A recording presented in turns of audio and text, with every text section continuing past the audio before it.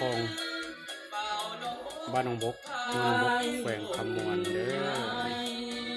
จากฝีมือของกล้องลูกดินเหนียวคนนี้ก็มีโอกาสมาเยี่ยมยามเพื่อนเฮ็ดโคกอยู่ทางบ้านนามันป่าพี่แหละเป็นเฮ็ด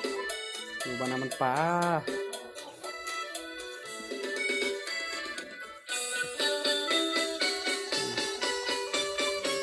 งามเฮ็ดเสียงลงเฮ็ดเสียงลงสิทาน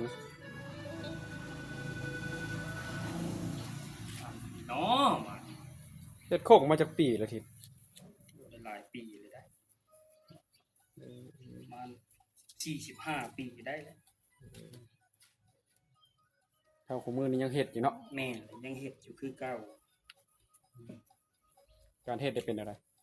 ยากอยู่กับการเฮ็ดโคกเป็นก็บ่ยากนะใจมักนะมันต้องมีใจมากนำเนาะเป็นอิสระในตัวเองงาม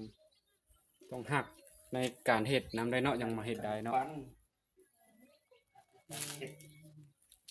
ใจบ่ฮักใจบ่มั่นก็เฮ็ดบ่ได้แหละก็บ่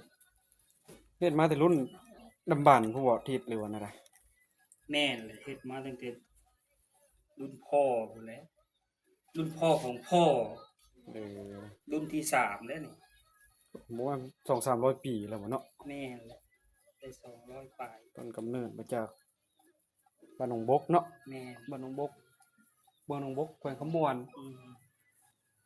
ที่การเฮ็ดบ่แม่นเนาะคก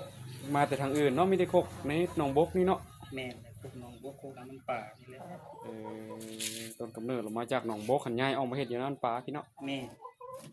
เอาลูกเอาเมียแล้วก็ย้ายบ่ได้เมียแล้วบ่ซะก็ยกพวกทิ่นแล้วได้แล้วเมียกันคิดว่าเพิ่นได้เมียซะดอก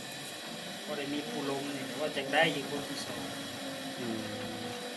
บ่ได้มารอดินโซ่ไปติดต่อนำซันไซเด้ซันไซเมียแล้วจะไปยิงข้าว